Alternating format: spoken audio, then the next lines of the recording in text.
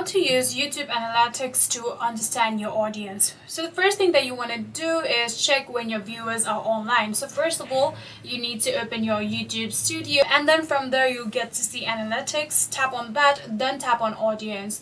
Then after doing that, look for a purple bar chart titled when your viewers are on YouTube. So after tapping on that one, you'll need to find the darkest purple block where your channel's peak weekly traffic hours are represented.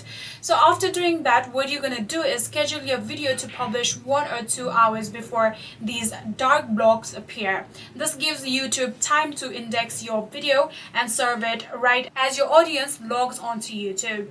So for the second thing I recommend you guys doing is compare new versus returning viewers.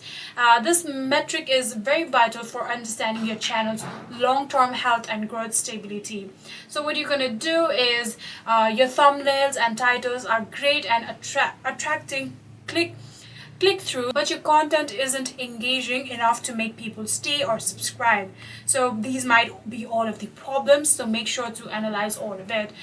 The third tip that I can give you guys is track what else your audience watches. So YouTube tells you exactly what your viewers do when they leave your channel. So what you can do is scroll down the audience tab to find 2 of the powerhouse cards, that is channels your audience watch and content your audience watches.